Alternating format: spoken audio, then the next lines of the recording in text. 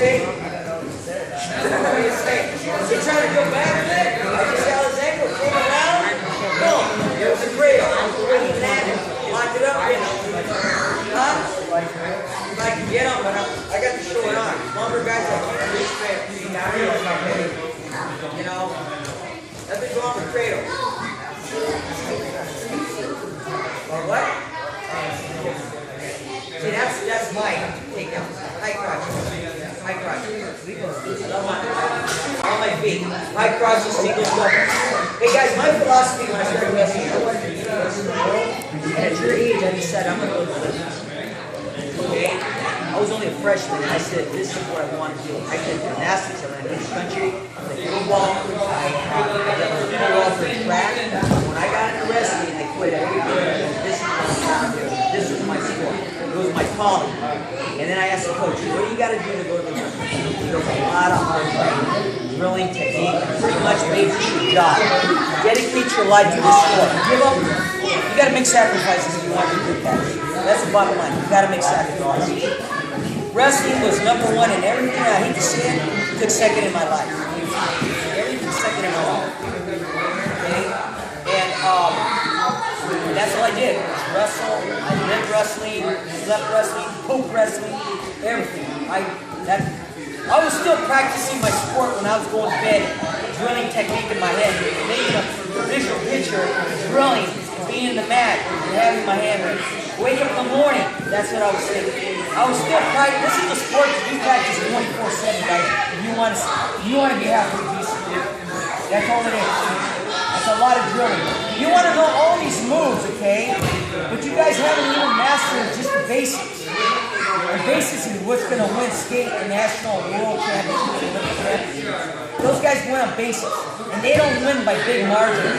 They're so close at that level, the world-class level, they're winning by 1 or 2 points. And sometimes ties, and then to break the tie, another criteria. Okay, so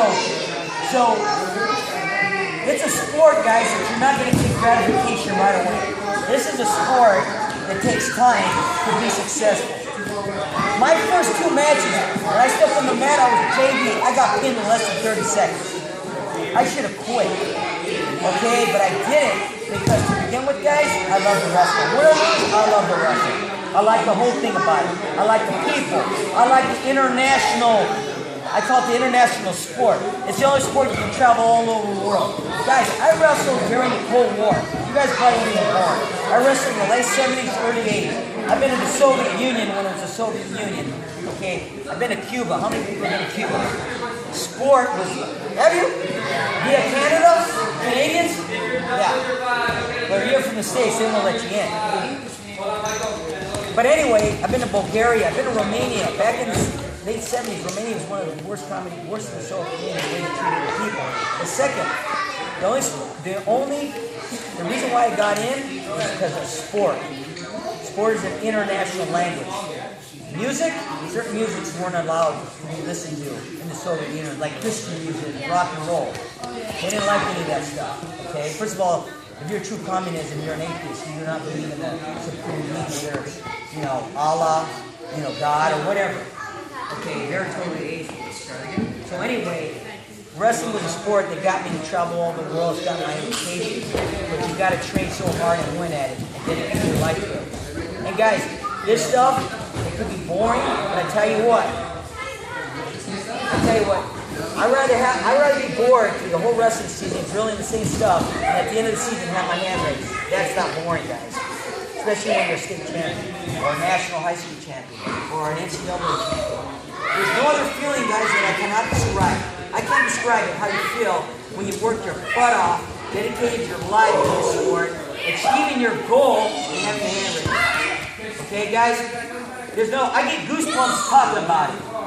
Okay, in 1980, I was an NCAA champion. Okay, going to 2014, going to 2015, I'm 57 years old.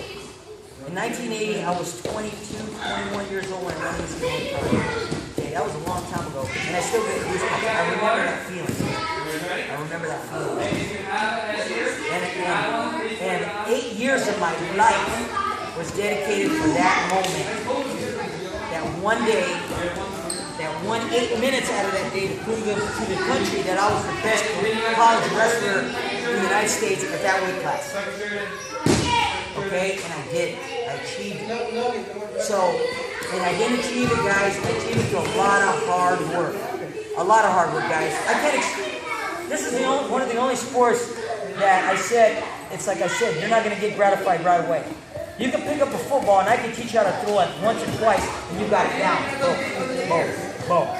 But to teach you this, what I just showed you today, you guys are still not getting it. I mean, you got somewhat of it, but you haven't mastered it at all. Okay? So you guys, you're asking me all these 360 spins and the flying Holachi brother move. I don't know what you call it. Okay? Guys, I never heard of this. Singles, doubles, high crotch, fireman's carry, front headlocks. That's the name of the game. And escapes. Escape, escape. You should also drill, since it's the high school season, that no one will keep you down. Because if you can't get away, you can't take them down. And you guys should master being the best in the world on your feet. My attitude when I started at your age, I wanted to be the best in the world on takedowns and escapes. That's it. I didn't really work on pinholes or riding. If I could take a guy down all the way down to the mat and pin him, more power to me. But otherwise, I took him down and I let him go. I gave him two. I got two, gave him one. Took him down again, got the two, gave him one. That was the kind of way I wrestled. And then if I was on the mat, no one kept me down. I got popped right back up like a rock. My thing was a stand-up. Stand-up, hand control, cut, get right back in his face, take him down. So if you guys want to be state champions, you got to think about that attitude right there. That's what it's going to take. You know what, guys? And I tell you, I would say maybe 1% of you guys will be able to achieve that goal. It's a tough sport. It's a real tough sport. Because this is my attitude. You only got one shot in life. You're only going to live so long. And you're only going to wrestle this much in your lifespan. Okay? So you only got one shot to be a champion. After that, it's over. Your athletic career is probably going to end. I wrestled until I was in my 30s. Some guys don't even make it. But I'm glad I did, okay? I wrestled to the very end, okay? And now I can enjoy life. I paid my dues, guys. It's like Muhammad Ali said. He says, I need to train, but I don't want to quit because I want to be a champion and live the rest of my life as a champion.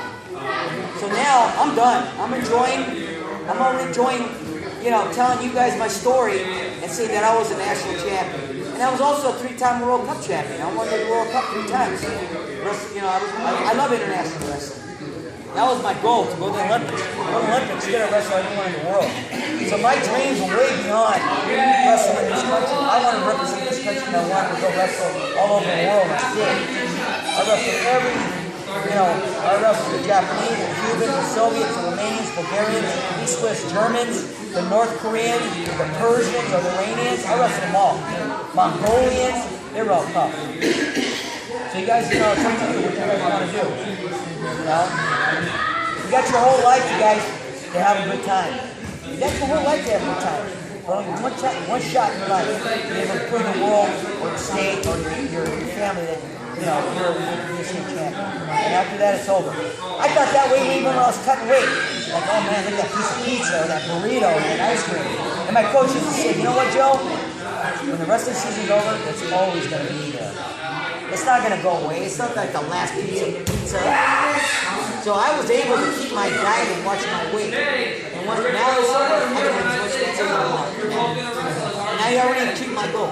So I'm enjoying life now. But at the time, I paid the price. You gotta pay the price.